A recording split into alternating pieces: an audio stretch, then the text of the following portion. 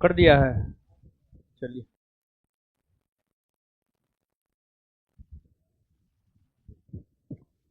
कर दिया है सही में ना। बोलना शुरू कर ना दे हैं। चलिए, क्या हाल चाल है बताइए। बढ़िया है। बढ़िया है। तो देखिए बाबू, करेंट अफेयर का सेशन, करेंट अफेयर ना, करेंट में अफेयर, अरे बाप रे। तो करंट में आप लोग का किसी से अफेयर और नहीं ना। अभी जिस अवस्था में है उस अवस्था में नहीं होना चाहिए। तो देखिए, करंट अफेयर का सेशन है और ये सेशन आज से शुरू कर रहे हैं और ये सेशन शाम में 7:30 से 9:30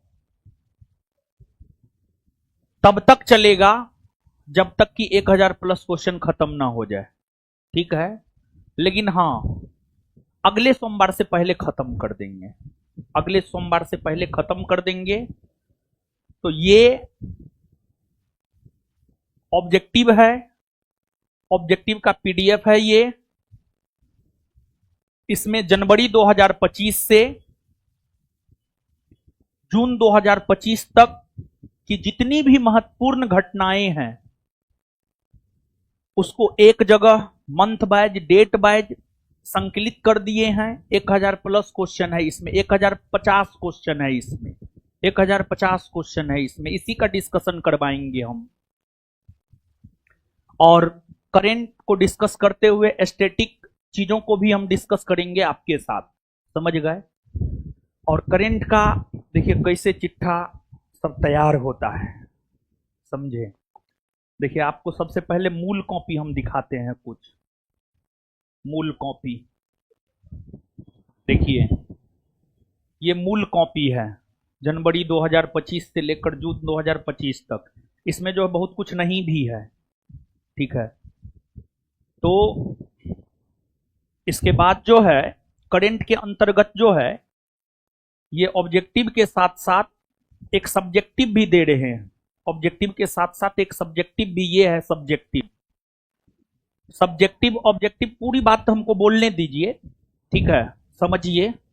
नहीं मिला है तो मिल जाएगा, सब्जेक्टिव थोड़े मिलेगा, मारेंगे मुंह तोड़ देंगे हम। सब्जेक्टिव जा खरीदो, सब चीज फ्री में दे दे।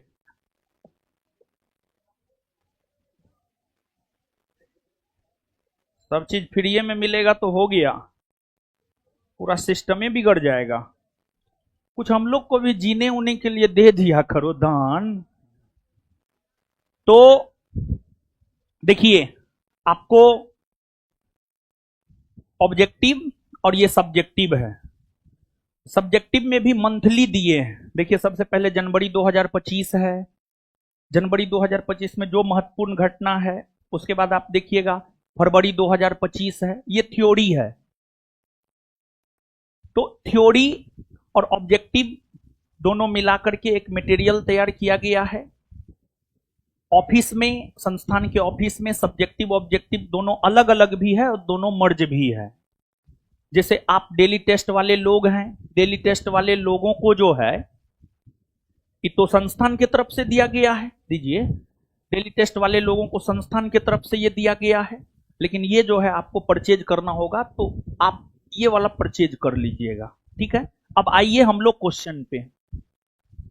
अब हम लोग आते हैं सीधे तौर पे क्वेश्चन पे और एक एक करके जो है क्वेश्चन को डिस्कस करते हैं। तो आइए, जो मूल काम है उस मूल काम पे हम लोग आ रहे हैं। पहला है, हाल ही में किस देश ने सिलवती पठार के पूर्वी किनारे पर दुनिया का सबसे बड़ा बांध को बनाने की घोषणा किया है। सिलवती पठार के पूर्वी किनारे पर दुनिया का सबसे बड़ा बांध बनाने की घोषणा जो है आपको चीन के द्वारा किया गया, चीन के द्वारा किया गया है। और चीन में ही दुनिया का सबसे बड़ा बांध जो बनाया गया है, दुनिया के सबसे बड़े बांध का नाम है थ्री गॉर्जेज बांध, थ्री गॉर्जेज बांध, और जो थ्री गॉर्जेज बांध है, यह बांध अगर देखा जाए तो यह बांध जो है चीन के यांगसी नदी पर है। चीन के यांगसी नदी पर जो है दुनिया का सबसे बड़ा बांध है, चीन में है। आगे बाबू जो भूटान है, म्यांमार है, बांग्लादेश है, ये सब जो है आपको भारत का पड़ोसी राष्ट्र है। भूटान भारत के उत्तर में है, एक पर्वतीय राज्य है। फिर म्यांमार भारत के पूरब में है, भारत के पूरब में है। और जब ब्रिटिश शासन था तो ब्रिटिश शासन के दौरान जो है म्यांमार को भारत में मिला लिया गया था, लेकिन 1935 के भारत शासन अधिनियम में यह प्रावधान किया गया था कि भारत से म्यांमार को अलग कर दिया जाएगा, और फिर आगे चल करके म्यांमार को अलग भी कर दिया गया। वही बांग्लादेश की अगर हम लोग बात करें तो भारत का विभाजन हुआ तो पाकिस्तान बना, और जब पाकिस्तान का विभाजन हुआ बांग्लादेश बना। बांग्लादेश तो सब तरफ से भारत से ही घिरा हुआ है एक प्रकार से, समझ गए। और बांग्लादेश एक ऐसा देश है जो भारत के साथ स्थलीय और जलीय दोनों सीमा बनाती है। बांग्लादेश हो गया, पाकिस्तान हो गया और म्यांमार हो गया। बांग्लादेश, पाकिस्तान, म्यांमार, ये तीन ऐसे देश है जो भारत के साथ स्थलीय और जलीय दोनों प्रकार की सीमा बनाता है। और बांग्लादेश भारत के साथ सबसे लंबी स्थलीय सीमा बनाता है। बांग्लादेश जो है भारत के साथ सबसे लंबी स्थलीय सीमा बनाता है, 4096 किलोमीटर की सीमा बनाता है। हाल ही में राष्ट्रपति द्रौपदी मुर्मू ने 17 बच्चों को प्रधानमंत्री राष्ट्रीय बाल पुरस्कार प्रदान किया। यह किस मंत्रालय के द्वारा दिया जाता है? देखिए ध्यान दीजिएगा बाबू, यह जो आपको राष्ट्रीय बाल पुरस्कार दिया जाता है, प्रधानमंत्री राष्ट्रीय बाल पुरस्कार दिया जाता है, आपको 26 दिसंबर को वीर बाल दिवस मनाया जाता है। वीर बाल दिवस मनाया जाता है 26 दिसंबर को। वीर बाल दिवस 26 दिसंबर को किसके स्मरण में मनाया जाता है या इसका संबंध किससे है? तो बाबू आप इस बात को समझिए, सिख धर्म में 10 गुरु हुए। सिख धर्म के 10वें गुरु हुए थे गुरु गोविंद सिंह। सिख धर्म के 10वें गुरु कौन हुए थे? गुरु गोविंद सिंह। और गुरु गोविंद सिंह के बारे में कहा जाता है कि उनके 4 पुत्र थे। उनके 4 पुत्र थे, फतेह सिंह, जोरावर सिंह, ये सब जो है आपको गुरु गोविंद सिंह के पुत्र थे। गुरु गोविंद सिंह के पिता गुरु तेग बहादुर थे। गुरु तेग बहादुर की हत्या औरंगजेब ने कर दी थी, जिस वजह से औरंगजेब और गुरु गोविंद सिंह के बीच जो संबंध था काफी खराब था संबंध। और गुरु गोविंद सिंह हमेशा मुगलों से लड़ाई लड़ते रहे, और मुगलों से लड़ाई लड़ने के क्रम में ही गुरु गोविंद सिंह के 4 पुत्र शहीद हो गए। गुरु गोविंद सिंह के 4 पुत्र जो शहीद हो गए, उनके स्मरण में ही एक प्रकार से आप कह सकते हैं कि वीर बाल दिवस 26 दिसंबर को मनाया जाता है। और वीर बाल दिवस के अवसर पर ही सामान्य तौर पर इस प्रकार के प्रधानमंत्री राष्ट्रीय बाल पुरस्कार की घोषणा होती है। और प्रधानमंत्री राष्ट्रीय बाल पुरस्कार जो है इस बार 17 बच्चों को दिया गया है। 17 बच्चों को दिया गया है, जिसमें 10 लड़की को दिया गया है और 7 लड़का को दिया गया है। और इसके अंतर्गत जो है बच्चों को प्रोत्साहित करने का काम किया जाता है। देखिए कोई भी पुरस्कार जो होता है, पुरस्कार लोगों को प्रोत्साहित करता है, लोगों को प्रेरित करता है। पुरस्कार समझ गए, पुरस्कार लोगों को प्रोत्साहित करता है और लोगों को प्रेरित करता है। लेकिन आज के डेट में अगर आप किसी को पुरस्कार भी देते हैं तो सामने वाले को इतना जलन होता है कि सामने वाला जो है आईटी, जीएसटी सब जगह जो है नाम से एप्लीकेशन डाल देता है कि इसका चेक किया जाए कहां से इतना पैसा लाता है। ठीक है, ये सब होता है। मतलब लोग कितना चलनशील हो गया है। ठीक है, तो जो बाबू आपको राष्ट्रीय बाल पुरस्कार है, राष्ट्रीय बाल पुरस्कार जो है इस पुरस्कार के अंतर्गत 1,00,000 रुपया दिया जाता है, एक पदक दिया जाता है। ये सब चीज जो है आपको दिया जाता है और यह पुरस्कार जो है आपको महिला एवं बाल विकास मंत्रालय के द्वारा दिया जाता है। महिला एवं बाल विकास मंत्रालय के द्वारा दिया जाता है। 26 दिसंबर 2024 को किसने सुपोषित ग्राम पंचायत अभियान का शुभारंभ किया है?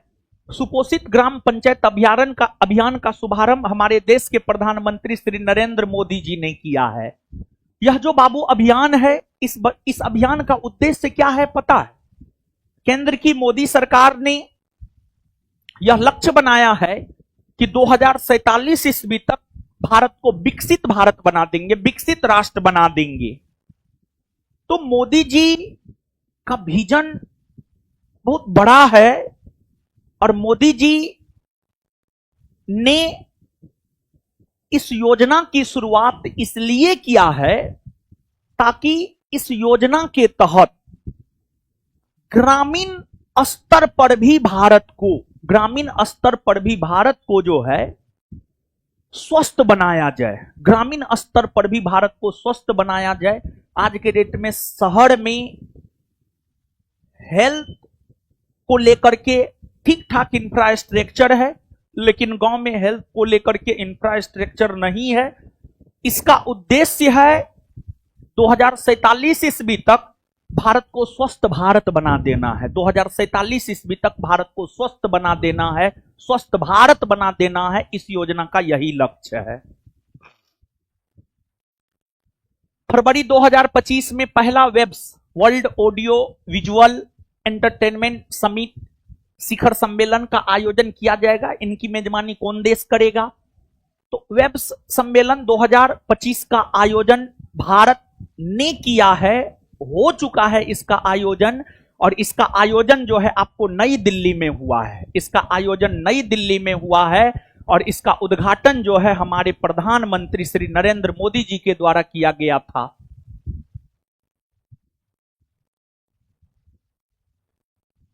हाल ही में सेव डालिंगा को यूनेस्को की अमूर्त सांस्कृतिक विरासत की सूची में शामिल किया गया है।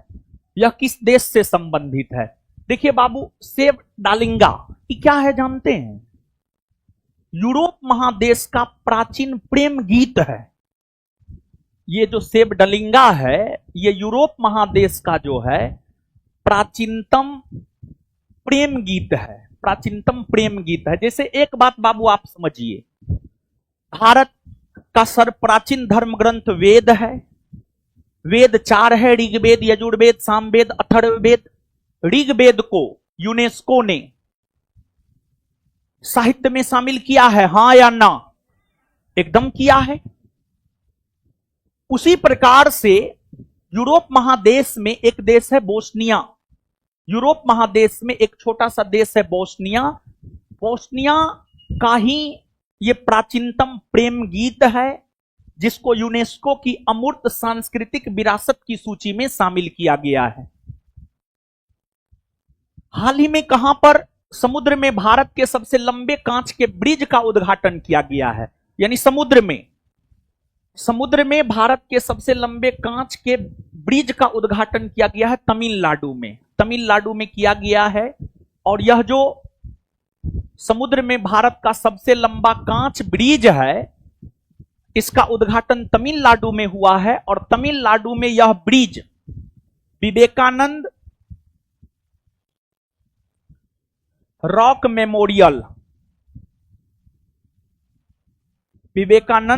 मेमोरियल को यह ब्रिज जो है तिरुवल्लुवर की प्रतिमा से जोड़ता है। तिरुवल्लुवर, यह जो ब्रिज है बाबू तमिलनाडु में, यह विवेकानंद रॉक मेमोरियल को तिरुवल्लुवर की प्रतिमा से जोड़ता है। विवेकानंद रॉक मेमोरियल स्वामी विवेकानंद को समर्पित है। वही स्वामी विवेकानंद जिसने 1897 में रामकृष्ण मिशन की स्थापना की।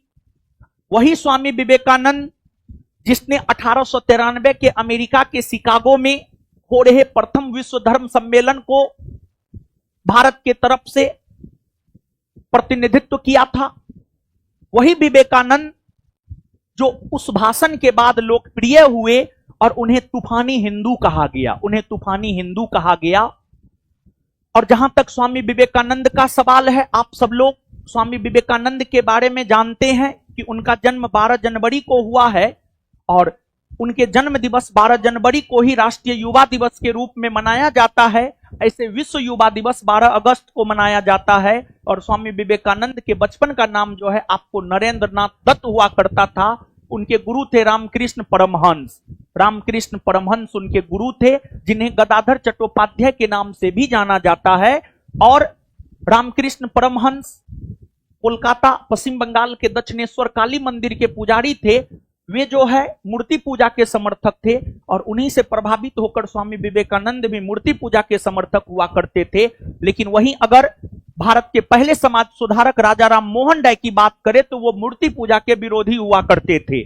और यह विवेकानंद रॉक मेमोरियल इसलिए भी चर्चा में रहा है। 2024 में लोकसभा चुनाव के बाद जब रिजल्ट आने वाला था तो उस दौरान हमारे मोदी जी यहां गए थे योगा करने के लिए, ध्यान करने के लिए। हमारे देश के प्रधानमंत्री श्री मोदी जी गए हुए थे। विवेकानंद हो गया। उसके बाद तिरुवल्लुवर, जानते हैं बाबू तिरुवल्लुवर? तिरुवल्लुवर अपने समय के बहुत बड़े दार्शनिक और विद्वान हुआ करते थे।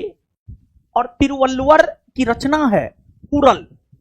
तिरुवल्लुवर की रचना है कुरल, जिसे पांचवें वेद की भी संज्ञा दी जाती है। कुरल जिसे पांचवें वेद की भी संज्ञा दी जाती है। और तिरुवल्लुवर को एक प्रकार से तमिल साहित्य में एक बड़ा नाम है तिरुवल्लुवर। तमिल साहित्य में, तमिल साहित्य लिखने वाले विद्वानों में अगर देखा जाए तो एक बहुत बड़ा नाम है तिरुवल्लुवर, जिन्होंने कुरल की रचना की है। हाल ही में भारत और नेपाल के बीच सेनाभ्यास सूर्य किरण का आयोजन किया जा रहा है। यह आयोजन 31 दिसंबर से 13 जनवरी तक होगा। यह कौन सा संस्करण है? देखिए, आपको जो नेपाल है, नेपाल तो समुद्री सीमा सब बनाता है नहीं, छोटा सा पर्वतीय देश है, भारत के उत्तर में है।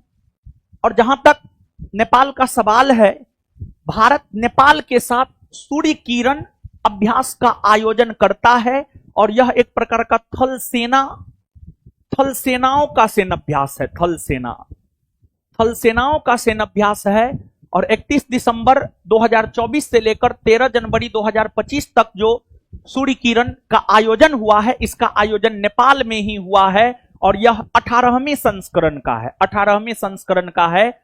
और यह सूर्य किरण सेनाभ्यास का आयोजन एक वर्ष भारत में होता है, एक वर्ष नेपाल में होता है, एक वर्ष भारत में होता है, एक वर्ष नेपाल में होता है। समझ गए? इस प्रकार से होता है। हाल ही में किस केंद्र शासित प्रदेश या राज्य ने पुजारी ग्रंथी सम्मान योजना को शुरू किया था? देखिए, ध्यान दीजिएगा बाबू, आपको दिल्ली में चुनाव होने थे फरवरी मार्च में। दिल्ली में चुनाव होने थे फरवरी मार्च में, दिल्ली केंद्र शासित प्रदेश में, और हो भी गए हैं। पहले दिल्ली में आम आदमी पार्टी की सरकार थी। मुख्यमंत्री केजरीवाल जी थे, अरविंद केजरीवाल जी मुख्यमंत्री थे।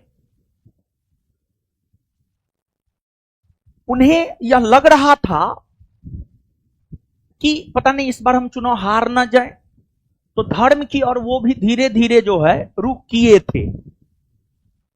तो अरविंद केजरीवाल दिल्ली में होने वाले चुनाव को देखते हुए दिल्ली में पुजारी ग्रंथी सम्मान योजना को लॉन्च किया था। और इस योजना के तहत जो है हिंदू मंदिर के पंडितों को, पुजारियों को, और गुरुद्वारा, सिख गुरुद्वारा में जो आपको एक प्रकार से पुजारी हुआ करते थे, उन्हें पर माह 18,000 रुपया देने की घोषणा पुजारी ग्रंथ सम्मान योजना के तहत अरविंद केजरीवाल के द्वारा किया गया। लेकिन इसके बावजूद भी बेचारा चुनाव हार गए। और फिर दिल्ली में बीजेपी सत्ता में आया और मुख्यमंत्री जो है रेखा गुप्ता को दिल्ली में बीजेपी ने मुख्यमंत्री बनाया।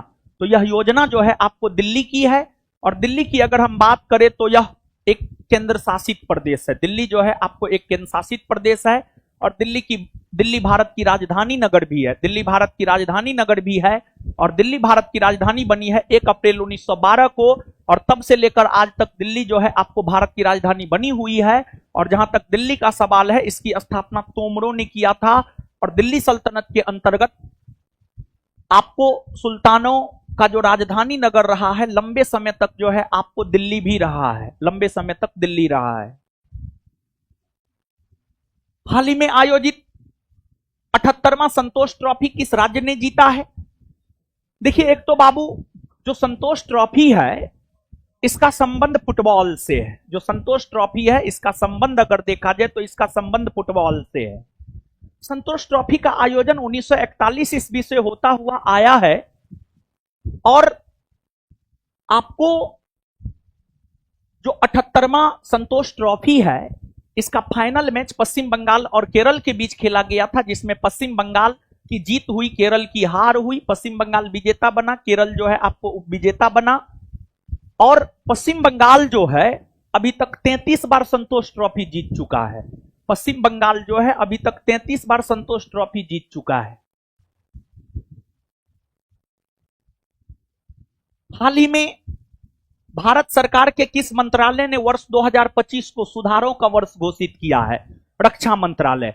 भारत सरकार के रक्षा मंत्रालय ने 2025 को सुधारों का वर्ष घोषित किया है, क्योंकि रक्षा के क्षेत्र में जो है पहले की तुलना में भारत अत्यधिक वस्तुओं का उत्पादन करने लगा है और रक्षा के क्षेत्र में भारत धीरे धीरे बहुत आगे बढ़ रहा है।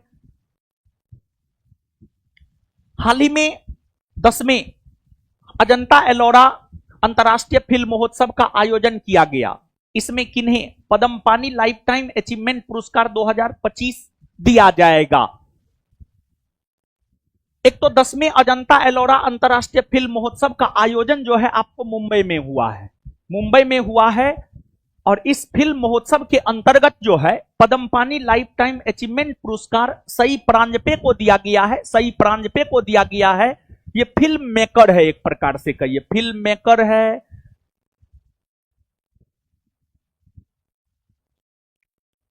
चर्चा में रहे मेजर ध्यानचंद खेल रत्न पुरस्कार 2024 के लिए किन्हें चुना गया है? देखिए, जो मेजर ध्यानचंद खेल रत्न पुरस्कार 2024 है, एक तो भारत में एक मंत्रालय है युवा मामले एवं खेल मंत्रालय। युवा मामले एवं खेल मंत्रालय के द्वारा ही राष्ट्रीय खेल पुरस्कार खिलाड़ियों को दिया जाता है। और जहां तक राष्ट्रीय खेल पुरस्कार का सवाल है, राष्ट्रीय खेल पुरस्कार के अंतर्गत मेजर ध्यानचंद खेल रत्न पुरस्कार आता है, अर्जुन पुरस्कार आता है। इसके अलावे जो है द्रोणाचार्य पुरस्कार आता है, मौलाना अबुल कलाम आजाद ट्रॉफी आता है। ये तमाम ऐसे पुरस्कार है जो राष्ट्रीय खेल पुरस्कार के अंतर्गत आते हैं। और राष्ट्रीय खेल पुरस्कार के अंतर्गत आने वाले सभी पुरस्कारों में अगर देखा जाए तो सबसे बड़ा पुरस्कार है मेजर ध्यानचंद खेल रत्न पुरस्कार। सबसे बड़ा पुरस्कार है मेजर ध्यानचंद खेल रत्न पुरस्कार। मेजर ध्यानचंद खेल रत्न पुरस्कार की अगर हम लोग बात करें तो इस पुरस्कार की शुरुआत वर्ष 1991-92 ईस्वी से हुई है। वर्ष 1991-92 ईस्वी से मेजर ध्यानचंद खेल रत्न पुरस्कार की शुरुआत हुई है। लेकिन ध्यान दे, जिस समय इस खेल पुरस्कार की शुरुआत हुई थी उस समय इसे राजीव गांधी खेल रत्न पुरस्कार कहा जाता था। राजीव गांधी खेल रत्न पुरस्कार, राजीव गांधी खेल रत्न पुरस्कार कहा जाता था। और जो राजीव गांधी खेल रत्न पुरस्कार है, इसी का नाम बदलकर केंद्र की मोदी सरकार ने 2021 ईस्वी में मेजर ध्यानचंद खेल रत्न पुरस्कार कर दिया है। तो मेजर ध्यानचंद खेल रत्न पुरस्कार को पहले राजीव गांधी खेल रत्न पुरस्कार के नाम से जाना जाता था, इसी का नाम बदलकर 2021 में मेजर ध्यानचंद खेल रत्न पुरस्कार किया गया है। यह पुरस्कार 1991-92 में शुरू हुआ। सर्वप्रथम यह पुरस्कार अगर देखा जाए तो विश्वनाथन आनंद को दिया गया था, जो कि शतरंज के बहुत बड़े खिलाड़ी हुआ करते थे अपने समय के। 2024 का यह पुरस्कार 4 खिलाड़ी डी गुकेश, डी गुकेश के बाद आपको मनु भाकर, प्रवीण कुमार, हरमनप्रीत सिंह, हरमनप्रीत सिंह, ये 4 खिलाड़ी को जो है यह पुरस्कार दिया गया है। और इन 4 खिलाड़ियों को यह पुरस्कार जो है पेरिस ओलंपिक और Paris para Olympic, Paris Olympic और पेरिस पैरा ओलंपिक 2024 में पेरिस में ओलंपिक खेल का आयोजन हुआ और 2024 में पेरिस में ही पैरा ओलंपिक का आयोजन हुआ। पेरिस ओलंपिक और पेरिस पैरा ओलंपिक में बेहतर प्रदर्शन करते हुए पदक जीतने को लेकर इन खिलाड़ियों को जो है 2024 का मेजर ध्यानचंद खेल रत्न पुरस्कार दिया गया है। तो इसमें जो आपको मनु भाकर है, हरमनप्रीत सिंह है और प्रवीण कुमार है, इन तीनों को पेरिस, ये दोनों पेरिस ओलंपिक और ये पेरिस पैरा ओलंपिक में बेहतर प्रदर्शन करने के लिए यह पुरस्कार पाया है। लेकिन वही डी गुकेश की अगर हम बात करें तो इनका संबंध शतरंज से है और सबसे कम उम्र में विश्व शतरंज चैंपियनशिप जीतने का रिकॉर्ड इन्होंने बनाया है और उसी उपलक्ष्य में डी गुकेश को जो है यह पुरस्कार दिया गया है। मनु भाकर का संबंध किस खेल से है, यह भी आपसे पूछा जाता है। मनु भाकर का संबंध शूटिंग या निशानेबाजी से है, शूटिंग या निशानेबाजी से। हरमनप्रीत सिंह का संबंध हॉकी से है, हॉकी से है। डी गुकेश का संबंध अगर देखा जाए तो शतरंज से है, शतरंज से है। और प्रवीण कुमार पैरा ओलंपिक है, हाँ पैरा एथलीट है आप कह सकते हैं, हाई जंप, हाँ ऊंची कूद, ऊंची कूद, पैरा एथलीट है आप कह सकते हैं, पैरा एथलीट है। हाल ही में किस देश ने दुनिया का सबसे तेज ट्रेन का प्रोटोटाइप या ट्रायल जारी किया है? चीन ने, और चीन ने दुनिया का सबसे तेज ट्रेन का जो ट्रायल जारी किया है उसका नाम है CR450, CR450। और इस ट्रेन की जो गति होंगी वह 450 किलोमीटर प्रति घंटा, इस ट्रेन की जो गति होंगी वह 450 किलोमीटर प्रति घंटा होंगी। हाल ही में किस कंपनी ने पुनः 2024 में लगातार दूसरे वर्ष ग्रेट प्लेस टू वर्क का प्रमाणन प्राप्त किया है? मतलब काम सब भी जो कंपनी और में होता है, अच्छे से काम हो, कंपनी दिन दुनी रात चौगुनी बढ़े, कंपनी में काम करने वाले एम्प्लॉय काम करने को लेकर प्रेरित रहे, इसको लेकर के जो है छोटे छोटे स्तर पर प्रयास किए जाते हैं। तो उसी में जो है ग्रेट प्लेस टू वर्क, मतलब कौन कंपनी सबसे बेहतर काम कर रहा है। तो 2024 से पहले भी लगातार 2 वर्षों से जो है ग्रेट प्लेस टू वर्क का प्रमाणन सेल को दिया गया है, सेल को दिया गया है। सेल एक महारत्न कंपनी है, सेल एक महारत्न कंपनी है और SAIL steel authority of India limited, steel authority of India limited, और इसकी स्थापना 1954 ईस्वी में हुई है और यह एक महारत्न कंपनी है और वर्तमान में भारत में महारत्न कंपनी की संख्या 14 है। हाल ही में किस राज्य ने अपने हरित सकल घरेलू उत्पाद में वन पारिस्थितिकी तंत्र को जोड़ने वाला भारत का पहला यूटी या राज्य बना है? देखिए, वन फॉरेस्ट, जानते हैं वन फॉरेस्ट, जैसे मानव शरीर में जो काम फेफड़ा का है वही काम जो है बाबू पर्यावरण में वन का है। वन के प्रति लोगों में जागरूकता फैलाने को लेकर, वन के प्रति लोगों में जागरूकता फैलाने को लेकर छत्तीसगढ़ ने अपने हरित सकल घरेलू उत्पाद में वन पारिस्थितिकी तंत्र को जोड़ने का काम किया है छत्तीसगढ़। हाल ही में भारत की पहली तटीय जलचर पक्षी गणना कहां शुरू की गई है? भारत की पहली तटीय जलचर पक्षी गणना गुजरात के जामनगर में शुरू की गई है, गुजरात के जामनगर में शुरू की गई है, गुजरात के जामनगर में शुरू की गई है।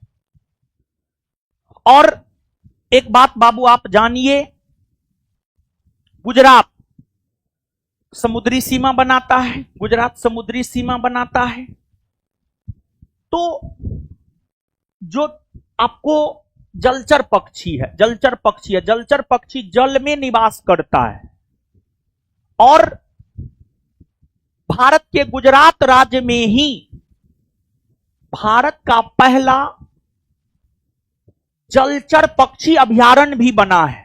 भारत के गुजरात में ही भारत का पहला जलचर पक्षी अभयारण्य भी बना है, या है एक प्रकार से कह सकते हैं।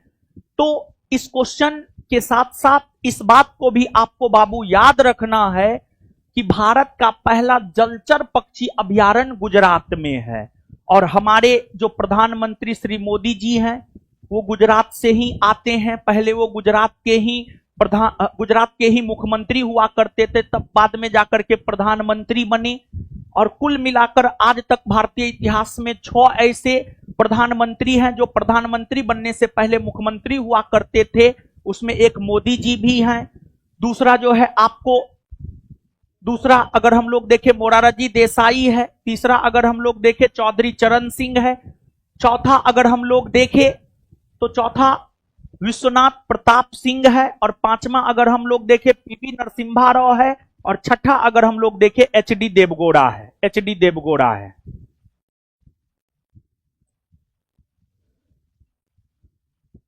हाल ही में चीन में एक नए वायरस का प्रकोप देखा गया है। इसके कुछ मरीज जनवरी 2025 के शुरुआत में भारत में भी देखे गए थे। यह कौन सा वायरस था? यह था HMPV।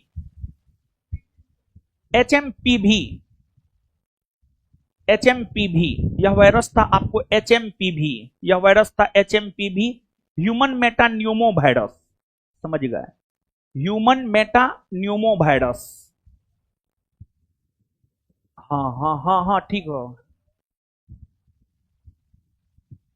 नहीं जी, यहां पर जो है ना, नहीं सुनिए, पी साइलेंट है।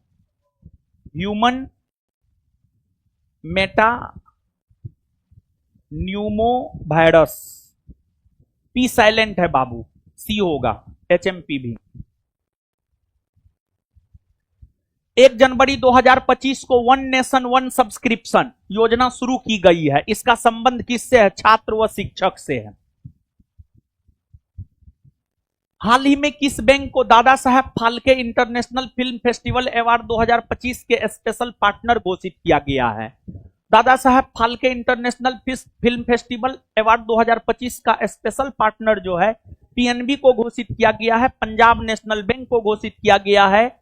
और जो पीएनबी है यह 1894 में स्थापित हुआ है, 1894। जनवरी 2025 में उत्तराखंड ने पौधों के संरक्षण के लिए किस उद्यान या वाटिका को स्थापित किया है? उत्तराखंड ने पौधों के संरक्षण के लिए जिस उद्यान या वाटिका को स्थापित किया है उसका नाम है महाभारत वाटिका। अब 1 मिनट बाबू सुनिए। महाभारत जो कि विश्व का सबसे बड़ा महाकाव्य है, महाभारत जो कि विश्व का सबसे बड़ा महाकाव्य है, जिसे 18 खंडों में बांटा गया है, 18 अध्याय में बांटा गया है। महाभारत में संभवतः 37 प्रकार के पौधों की चर्चा महाभारत में देखने को मिलती है। महाभारत में जो 37 प्रकार के पौधों की चर्चा देखने को मिलती है, उन 37 प्रकार के पौधों को संरक्षण देने के लिए ही उत्तराखंड के हल्द्वानी में महाभारत वाटिका को स्थापित किया गया है। हाल ही में केंद्रीय रेल मंत्रालय ने अपने उत्तरी रेलवे जोन के अंतर्गत किस जगह अपना 69वां रेलवे मंडल या डिवीजन स्थापित करेगा? 69वां रेलवे मंडल या डिवीजन स्थापित कर रहा है जम्मू में। कहां कर रहा है? जम्मू में कर रहा है। अगर आप देखेंगे भारत में भारत को कितना रेलवे जोन में बांटा गया है, तो भारत को जो है टोटल 18 रेलवे जोन में बांटा गया है। कितना रेलवे जोन में बांटा गया? 18 रेलवे जोन में भारत को बांटा गया है। और भारत को जो 18 रेलवे जोन में बांटा गया है, 18 रेलवे जोन का मुख्यालय अलग अलग जगह है। यहां पर एगो भारत का मानचित्र लगाइए तो। और रेलवे जोन से जो है आप देखिए, बिहार दरोगा हो, बिहार पुलिस हो, या फिर अन्य कोई भी एग्जाम हो, अन्य कोई भी वनडे एग्जाम हो, उसमें जो है रेलवे जोन से संबंधित प्रश्न आपसे पूछा जाता है। यहां भारत के 18 रेलवे जोन का मुख्यालय 1 मिनट में हम लोग जान लेते हैं।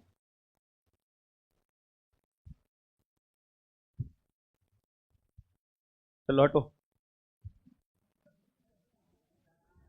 देखिए, जो शहर भारत के उत्तर में है वहां उत्तरी रेलवे जोन, जो शहर भारत के दक्षिण में है वहां दक्षिणी रेलवे जोन, जो शहर भारत के पूरब में है वहां पूर्वी रेलवे जोन, जो शहर भारत के पश्चिम में है वहां पश्चिमी रेलवे जोन।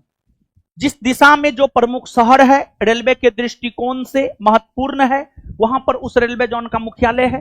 जैसे भारत के उत्तर में दिल्ली है, उत्तरी रेलवे का मुख्यालय दिल्ली में, दक्षिणी रेलवे का मुख्यालय चेन्नई में, पूर्वी रेलवे का मुख्यालय कोलकाता में। कोलकाता एक ऐसा शहर है जहां पर 3 रेलवे जोन का मुख्यालय है। पूर्वी रेलवे जोन के साथ साथ जो है दक्षिणी पूर्वी रेलवे जोन और मेट्रो रेल, ये तीनों रेलवे जोन का मुख्यालय कोलकाता में है। फिर पश्चिमी रेलवे का मुख्यालय मुंबई चर्च गेट में है। और मध्य रेलवे का भी मुख्यालय महाराष्ट्र के भीतर ही है, मुंबई सीएसटी में है। इसके अलावे उत्तरी मध्य रेलवे का मुख्यालय इलाहाबाद में है, जिसे आज प्रयागराज कहते हैं। फिर दक्षिणी मध्य रेलवे का मुख्यालय सिकंदराबाद में है। फिर पूर्वी मध्य रेलवे का मुख्यालय हाजीपुर में है। फिर पश्चिमी मध्य रेलवे का मुख्यालय जबलपुर में है। इसके अलावे उत्तरी पश्चिमी रेलवे का मुख्यालय राजस्थान के जयपुर में है। उत्तरी पूर्वी रेलवे का मुख्यालय गोरखपुर में है। फिर दक्षिणी पूर्वी रेलवे कोलकाता में है। दक्षिणी पश्चिमी रेलवे का मुख्यालय कर्नाटक के हुबली में है। इसके अलावे सीमांत रेलवे का मुख्यालय मालेगांव में है। फिर पूर्वी तटवर्ती रेलवे का मुख्यालय भुवनेश्वर में है। दक्षिणी तटवर्ती रेलवे का मुख्यालय विशाखापत्तनम में है। इन रेलवे जोनों के अलावा एक ही रेलवे जोन बच रहा है, दक्षिणी पूर्वी मध्य रेलवे की अगर हम बात करें तो दक्षिणी पूर्वी मध्य रेलवे का मुख्यालय बिलासपुर में है। तो ये भारत के 18 रेलवे जोन है। भारत वर्तमान में 18 रेलवे जोन और 69 डिवीजन में बटा हुआ है। 18 रेलवे जोन और 69 डिवीजन में बटा हुआ है। और 69वां डिवीजन जो है आपको जम्मू में स्थापित हुआ है। मानचित्र ना। जनवरी 2025 में ASSOCHAM, associate chambers of commerce and industries of India के नए महानिदेशक किन्हें नियुक्त किया गया है? मनीष सिंघल को नया महानिदेशक एसोचैम का नियुक्त किया गया है। और जो एसोचैम है इसकी स्थापना वर्ष 1920 ईस्वी में हुई है। यह उद्योग जगत से जुड़ा हुआ संगठन है। उद्योग जगत से जुड़ा हुआ संगठन है यह। जनवरी 2025 की एक वैश्विक रिपोर्ट के अनुसार भारत विश्व में वस्त्र और परिधान के निर्यात में विश्व के किस स्थान पर है? भारत विश्व में वस्त्र और परिधान के निर्यात में जो है छठा स्थान पे है। प्रथम स्थान पर अगर देखा जाए तो प्रथम स्थान पर चीन है। भारत का स्थान छठा है। और भारत सबसे ज्यादा वस्त्र निर्यात अमेरिका को करता है और यूरोपियन यूनियन को करता है। अमेरिका और यूरोपियन यूनियन को भारत सबसे ज्यादा वस्त्र का निर्यात करता है। हाल ही में जारी एयर विजुअल डेटा के अनुसार वैश्विक प्रदूषण रैंकिंग में शीर्ष स्थान पर कौन सा शहर रहा है? शीर्ष स्थान पर रहा है वियतनाम का शहर हनोई। वियतनाम का राजधानी नगर कहां है? हनोई ही है। वियतनाम का राजधानी नगर हनोई रहा है। यानी सबसे ज्यादा प्रदूषित पूरे विश्व में अगर कोई शहर है तो वो हनोई है। अपना दिल्ली भी पीछे ना है। दिसंबर 2025 में किस देश ने 250 वर्षों के बाद वाइल्ड ईगल को आधिकारिक तौर पर राष्ट्रीय पक्षी घोषित किया है? वाइल्ड ईगल को राष्ट्रीय पक्षी घोषित किया है अमेरिका।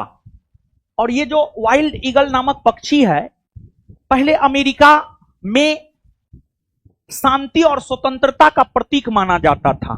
जैसे भारत में आप देखिए कबूतर पक्षी, कबूतर पक्षी जो है शांति का प्रतीक माना जाता है, शांति का प्रतीक माना जाता है, समझ गए। तो उसी प्रकार से जो है पहले वाइल्ड ईगल पक्षी जो है अमेरिका में शांति और स्वतंत्रता का प्रतीक माना जाता था, लेकिन अब जो है अमेरिका ने वाइल्ड ईगल को आधिकारिक तौर पर राष्ट्रीय पक्षी घोषित कर दिया है।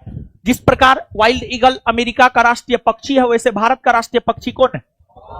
मोर है, जिसका वैज्ञानिक नाम है पाबो क्रिस्टेटस।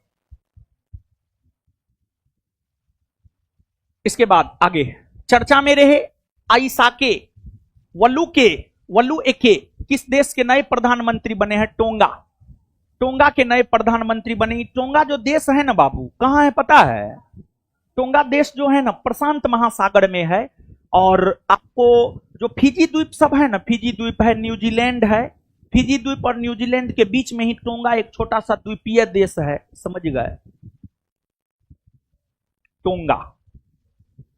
हाल ही में भारत के 13वें प्रधानमंत्री डॉक्टर मनमोहन सिंह का निधन हो गया। उन्हें पद्म विभूषण से कब सम्मानित किया गया था? देखिए, मनमोहन सिंह का जहां तक सवाल है, मनमोहन सिंह भारत के प्रथम सिख प्रधानमंत्री बने हैं। वहीं भारत के प्रथम सिख राष्ट्रपति की अगर बात की जाए तो ज्ञानी जैल सिंह, ज्ञानी जैल सिंह भारत के प्रथम सिख राष्ट्रपति और प्रथम सिख प्रधानमंत्री जो है आपको डॉक्टर मनमोहन सिंह।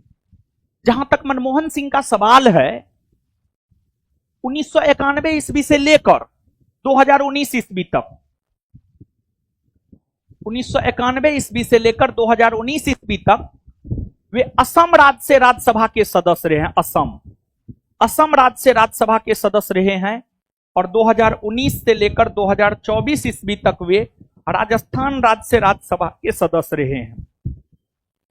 तो असम और राजस्थान दोनों राज्य से ये राज्यसभा के सदस्य रहे हैं। ये लोकसभा के सदस्य कभी नहीं बने हैं, ये लोकसभा के सदस्य कभी भी नहीं बने हैं। 1991 से 1996 के दौरान जब देश के प्रधानमंत्री पीवी नरसिम्हा राव हुआ करते थे, तो पीवी नरसिम्हा राव के समय जो है ये वित्त मंत्री हुआ करते थे। और 1991 ईस्वी में जो नई आर्थिक नीति आई थी, जिस नई आर्थिक नीति में भारत ने निजीकरण, वैश्वीकरण, उदारीकरण की नीति को अपनाया था, वैश्वीकरण, निजीकरण, उदारीकरण की नीति को अपनाया था, उसमें आपको इनका बहुत बड़ा योगदान रहा है। किनका? मनमोहन सिंह का योगदान रहा है, मनमोहन सिंह का योगदान रहा है। और आगे चलकर ये देश के प्रधानमंत्री भी रहे हैं, ये 2 दफा देश के प्रधानमंत्री रहे हैं। ये 2004 से लेकर 2009 तक प्रधानमंत्री पद पर रहे हैं और पुनः 2009 से लेकर के 2014 तक प्रधानमंत्री पद पर रहे हैं। और ये राज्यसभा के सदस्य होते हुए प्रधानमंत्री के पद पर रहे हैं। यानी यह जरूरी नहीं है कि प्रधानमंत्री बनने के लिए लोकसभा का ही सदस्य हो। प्रधानमंत्री बनना है तो राज्यसभा का भी आप सदस्य हो सकते हैं, राज्यसभा का भी आप सदस्य हो सकते हैं। तो प्रधानमंत्री बनने के लिए दोनों में से किसी भी एक सदन का सदस्य होना जरूरी होता है। और कुछ ऐसे प्रधानमंत्री हैं जो राज्यसभा का सदस्य होते हुए प्रधानमंत्री बने हैं। जैसे इंदिरा गांधी भी जब प्रधानमंत्री पहली बार बनी थी तो राज्यसभा की सदस्य थी। मनमोहन सिंह तो राज्यसभा के सदस्य थे ही। इसके अलावे एचडी देवगौड़ा, समझ गए।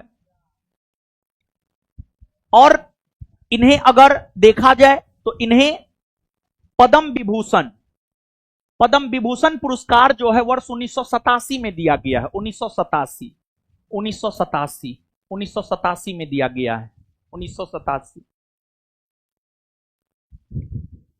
हाल ही में कहां पर 18वीं हाथी महोत्सव 2024 का आयोजन किया गया है? नेपाल में।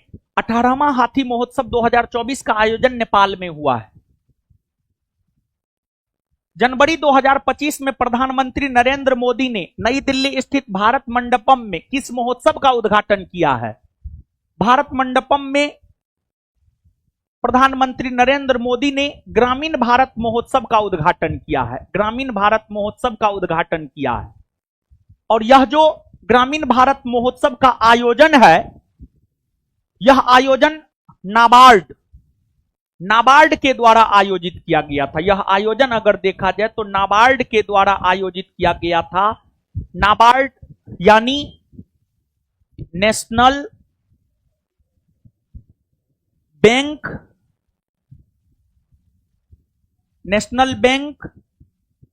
फॉर एग्रीकल्चर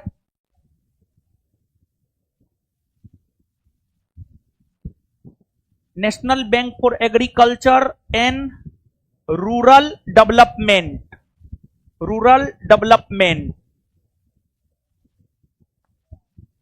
इस बैंक की स्थापना 12 जुलाई 1982 को छठी पंचवर्षीय योजना के दौरान हुआ है। छठी पंचवर्षीय योजना के दौरान हुआ है। और यही नाबार्ड जो है ग्रामीण भारत महोत्सव का आयोजन किया है, जिसका उद्घाटन प्रधानमंत्री नरेंद्र मोदी जो है दिल्ली में किए थे। और ग्रामीण भारत महोत्सव का उद्देश्य है भारत के ग्रामीण क्षेत्रों का भी विकास किया जाना।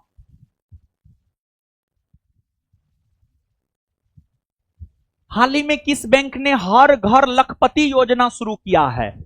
हर घर लखपति योजना एसबीआई के द्वारा शुरू किया गया है। SBI, state bank of India. State bank of India जो कि भारत का सबसे बड़ा व्यावसायिक बैंक माना जाता है, जो आपको 1955 ईस्वी में स्थापित हुआ है। इसका मुख्यालय मुंबई में है। इसका मुख्यालय मुंबई में है। और हर घर लखपति योजना यह एक प्रकार का एफडी स्कीम है, फिक्स डिपॉजिट स्कीम है। यह एक प्रकार का एफडी स्कीम है, यह एक प्रकार का। और यह योजना केंद्र सरकार के द्वारा एसबीआई के नेतृत्व में चलाया जा रहा है। केंद्र सरकार के द्वारा एसबीआई के नेतृत्व में चलाया जा रहा है। और जानते हैं बाबू, जो मुंबई है ना, यहां पर कई सारे आर्थिक संगठनों का मुख्यालय है, जिस वजह से मुंबई को भारत का आर्थिक राजधानी भी कहा जाता है। और इतना ही नहीं, बल्कि मुंबई को जो है सूती वस्त्र की राजधानी भी कही जाती है। सूती वस्त्र उत्पादन में भी मुंबई अग्रणी है। हाल ही में घरेलू उड़ानों में फ्लाइट के अंदर वाईफाई इंटरनेट की सुविधा शुरू करने वाला भारत का पहला एयरलाइन बना है एयर इंडिया। एयर इंडिया बना है। और गुजरात के अहमदाबाद में जो प्लेन क्रैश हुआ है, इसी का नाम हुआ है, एयर इंडिया का ही हुआ है। और जो एयर इंडिया है, इसकी स्थापना 1932 में हुई है। और इसका राष्ट्रीयकरण जो है आपको 1953 ईस्वी में हुआ है।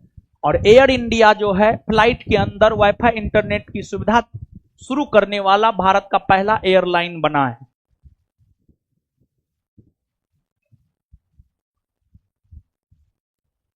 हाल ही में अरुणाचल प्रदेश की पहली महिला आईपीएस अधिकारी कौन बनी है? अरुणाचल प्रदेश की पहली महिला आईपीएस अधिकारी बनी है तेंजिंग यांग की। हाल ही में किस राज्य या यूटी में भारतीय सेना ने अपनी सेना को जानो मेले का आयोजन किया है? तेलंगाना। तेलंगाना भारत का 29वां राज्य बना है। आंध्र प्रदेश का गठन होकर के, आंध्र प्रदेश का विभाजन होकर के 2 जून 2014 को जो है तेलंगाना का गठन हुआ था। लेकिन जब आगे चलकर आपको 2019 में जम्मू कश्मीर राज्य पुनर्गठन विधेयक के तहत जम्मू कश्मीर से राज्य का दर्जा छीन लिया गया, तत्पश्चात राज्यों की संख्या 29 से घटकर 28 हो गई और वर्तमान में भारत में 28 राज्य है। 6 जनवरी 2025 को लोकसभा अध्यक्ष ओम बिरला ने पंचायत से संसद 2.0 पहल का शुभारंभ किया। इसका लक्ष्य है महिला प्रतिनिधि को सशक्त बनाना। हाल ही में किस शहर ने ऊर्जा साक्षर शहर बनाने के उद्देश्य से दुनिया का पहला जलवायु मिशन शुरू किया है? इंदौर जो है ऊर्जा साक्षर शहर बनाने के उद्देश्य से दुनिया का पहला जलवायु मिशन शुरू किया है। और देखिए, जलवायु परिवर्तन, क्लाइमेट चेंज आज विश्व की बहुत बड़ी समस्या है। मतलब एक प्रकार से कहिए तो ऊर्जा को लेकर साक्षर बनाना, मतलब किस प्रकार के ऊर्जा का उपयोग हम करें, किस प्रकार के ऊर्जा का उपयोग हम ना करें। सामान्य तौर पर उस प्रकार के ऊर्जा का उपयोग होना चाहिए जिससे प्रदूषण कम से कम हो, जिससे प्रदूषण कम से कम हो।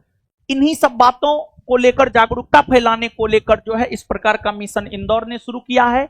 और इंदौर पिछले कई वर्षों से भारत का सबसे स्वच्छ शहर रहा है। और इंदौर भीख मांगने के अधिकार को कानूनी अपराध घोषित कर दिया है।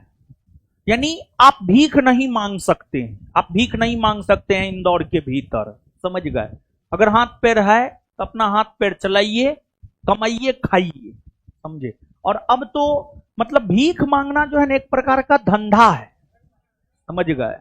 जैसे आपको जो है टॉप लेवल पर एगो कोई बैठा हुआ होता है, वो जो है 20-25 अपना छोटा छोटा लड़का रखता है, उससे भीख मंगवाता है, पैसा कलेक्ट करता है और शाम में पी करके मजा मारता है। और इसके बाद जो है आपको बड़ा बड़ा भीख मंगा सबका भी जो है बड़ा बड़ा बिल्डिंग है पटना में, समझे।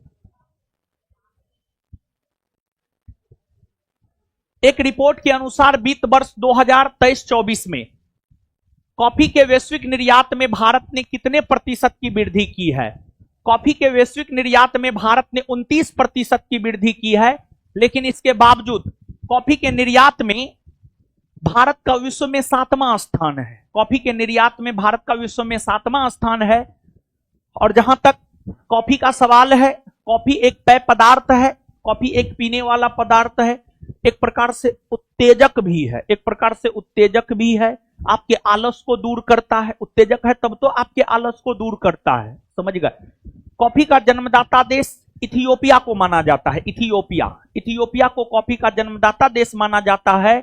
और पूरे विश्व में अगर देखा जाए तो सबसे ज्यादा कॉफी का उत्पादन करता है ब्राजील। पूरे विश्व में अगर देखा जाए तो सबसे ज्यादा कॉफी का उत्पादन ब्राजील करता है।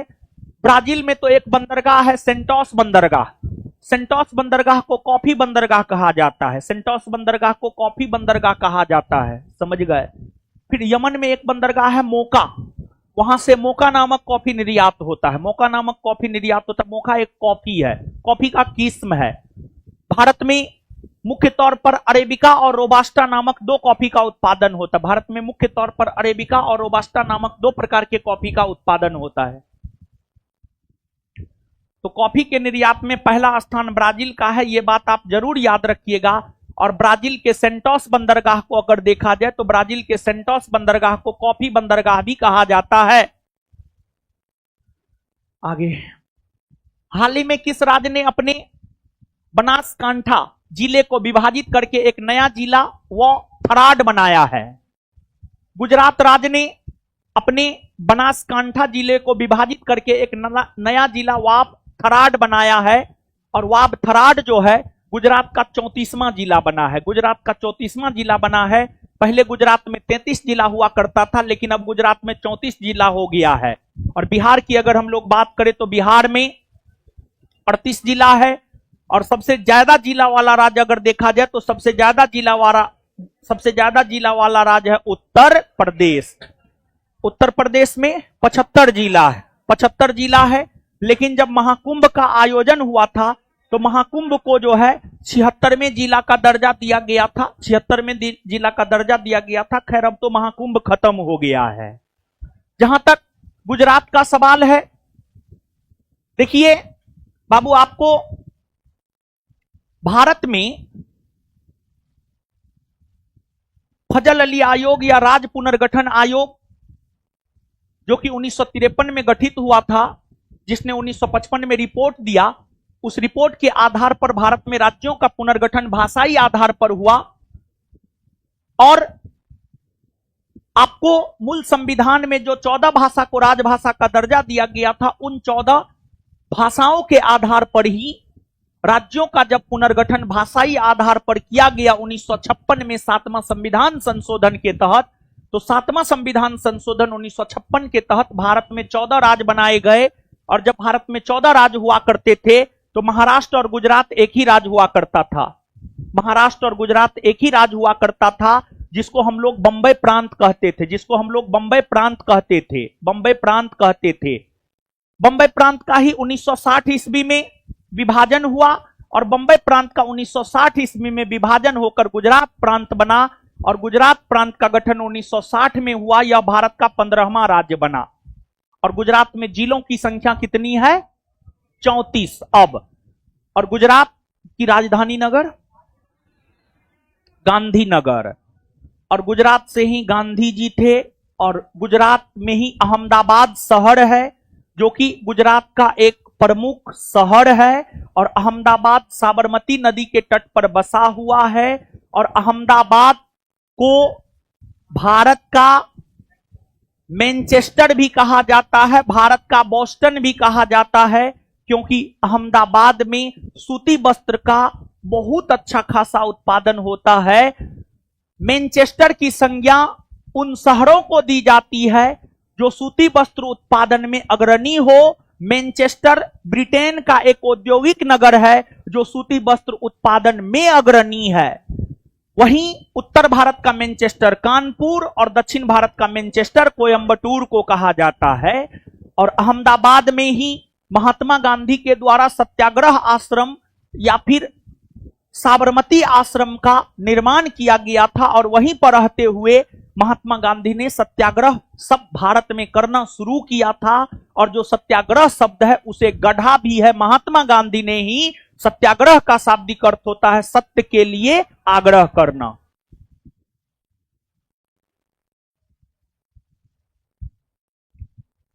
एक नवीन रिपोर्ट के अनुसार भारत में ग्रीन हाउस गैस का उत्सर्जन वर्ष 2020 में 2019 की तुलना में कितना प्रतिशत घटा है? 7.93%। 7.93% जो है आपको घटा है। 7.93% जो है आपको घटा है।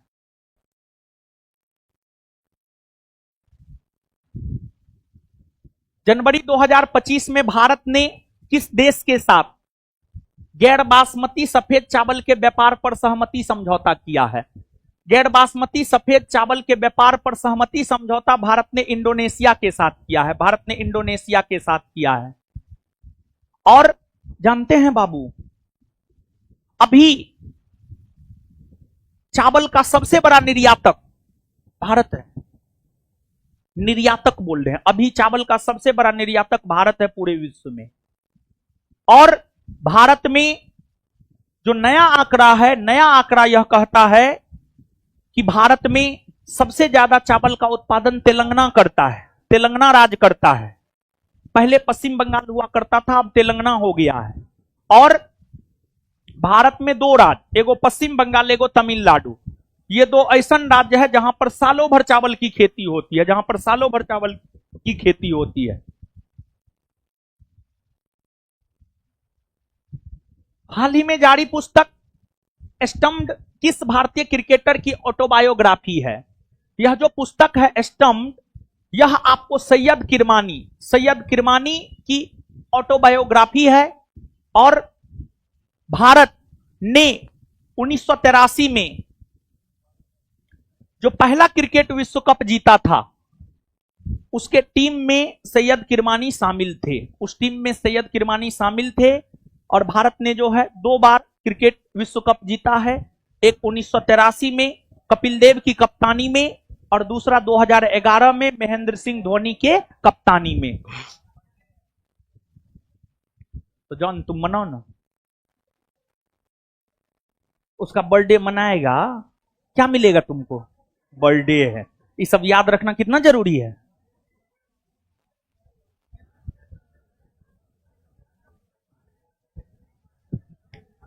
जनवरी 2025 में भोपाल गैस त्रासदी के 40 साल बाद यूनियन कार्बाइड के जहरीले कचरा का निपटान किया जा रहा है। यह दुर्घटना किस वर्ष हुई थी?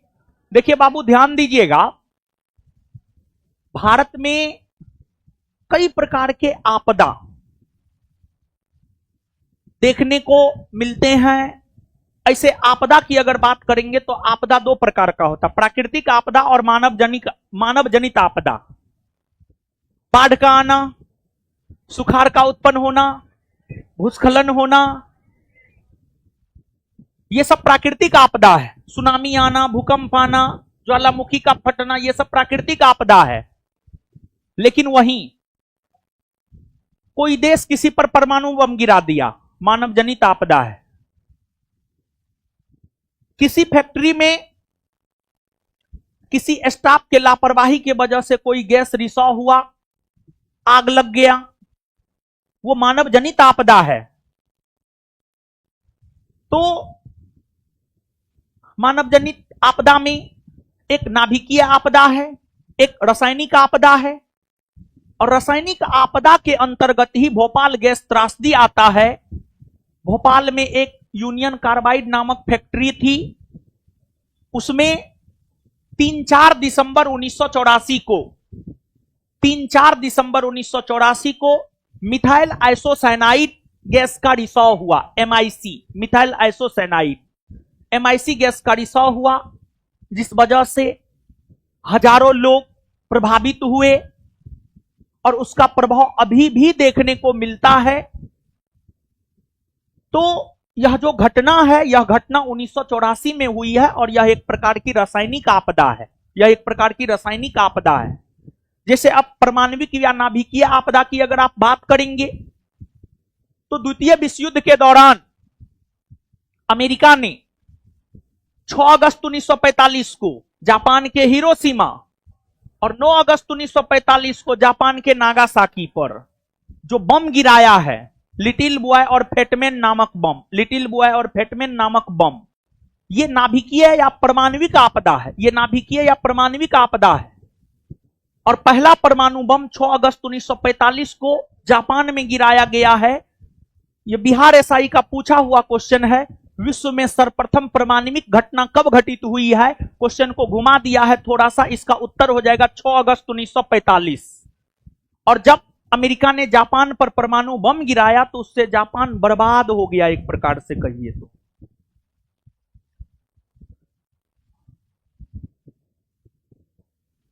हाल ही में आई एक रिपोर्ट के अनुसार विश्व में शीर्ष कोयला उत्पादक देश बन गया है। शीर्ष कोयला उत्पादक देश बन गया है चीन। भारत का स्थान दूसरा है। भारत का स्थान दूसरा है। और भारत में जहां तक कोयला का सवाल है, भारत में कोयला उत्पादक राज्यों में अग्रणी जो है झारखंड, ओडिशा, छत्तीसगढ़, पश्चिम बंगाल जैसे राज्य हैं। इन राज्यों की अगर आप बात करेंगे तो ये राज्य खनिज संसाधन से संपन्न राज्य है, खनिज संसाधन से संपन्न राज्य है। और इन राज्यों में गोंडवाना क्रम का चट्टान मिलता है और गोंडवाना क्रम के चट्टान में ही कोयला पाया जाता है। हाल ही में अमेरिका के पूर्व राष्ट्रपति जिमी कार्टर का निधन हो गया है। वे अमेरिका के कौन से नंबर के राष्ट्रपति हैं? जिमी कार्टर जो है 37वां या 39वां है? 39वां है। जिमी कार्टर 47वां क्रम का है या 39वां, सॉरी 39वां,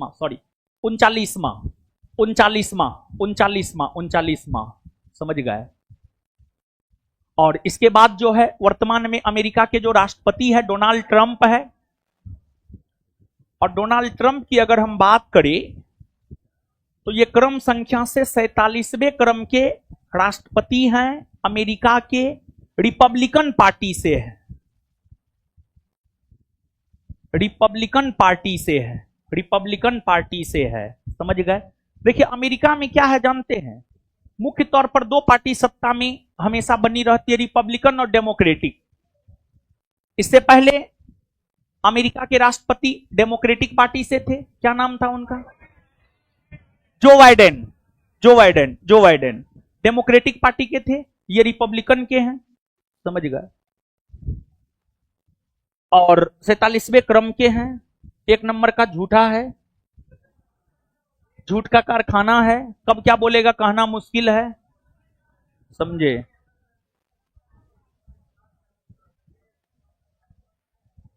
और अमेरिका के प्रथम राष्ट्रपति जॉर्ज वाशिंगटन।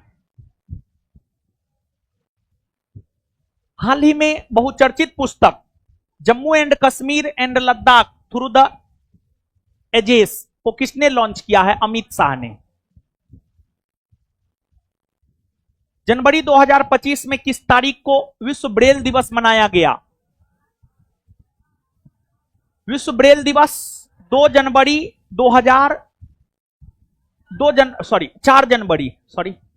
4 जनवरी को विश्व ब्रेल दिवस मनाया जाता है। 4 जनवरी को विश्व ब्रेल दिवस मनाया जाता है। 4 जनवरी को विश्व ब्रेल दिवस मनाया जाता है।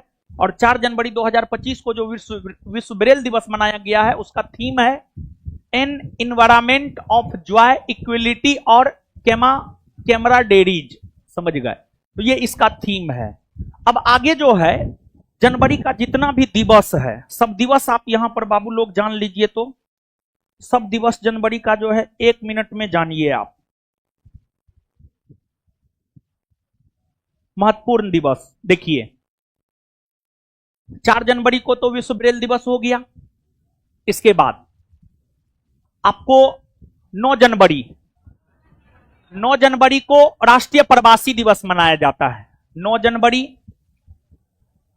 जनवरी को राष्ट्रीय प्रवासी दिवस मनाया जाता है, राष्ट्रीय प्रवासी दिवस।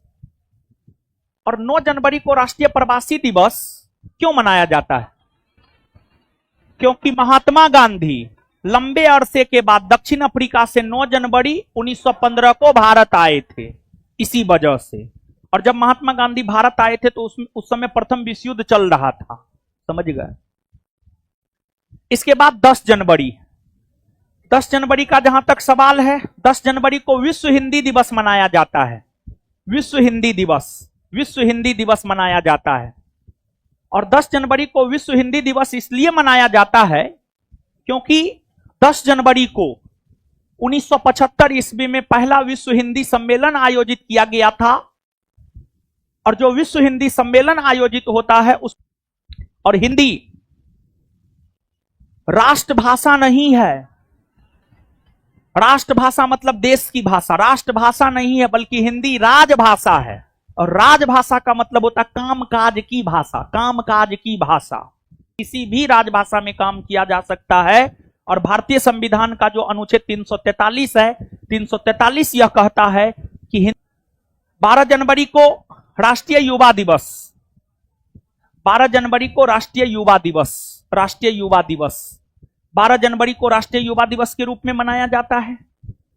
फिर 15 जनवरी की अगर हम बात करें तो 15 जनवरी को थल सेना दिवस के रूप में मनाया जाता है। थल सेना दिवस के रूप में मनाया जाता है। फिर इसके बाद पराक्रम दिवस, राष्ट्रीय पराक्रम दिवस के रूप में मनाया जाता है। और राष्ट्रीय पराक्रम दिवस के रूप में 23 जनवरी को मनाया जाता है। यह सुभाष चंद्र बोस का जन्म दिवस है। 23 जनवरी 1897 को ओडिशा के कटक में सुभाष चंद्र बोस का जन्म हुआ था। 23 जनवरी को राष्ट्रीय पराक्रम दिवस के रूप में मनाया जाता है। इसके बाद 25 जनवरी मतदाता दिवस, राष्ट्रीय मतदाता दिवस के रूप में मनाया जाता है। और 25 जनवरी को राष्ट्रीय मतदाता दिवस के रूप में इसलिए मनाया जाता है, इलेक्शन कमीशन ऑफ इंडिया, चुनाव आयोग, election commission of India, ECI, election commission of India का गठन हुआ था।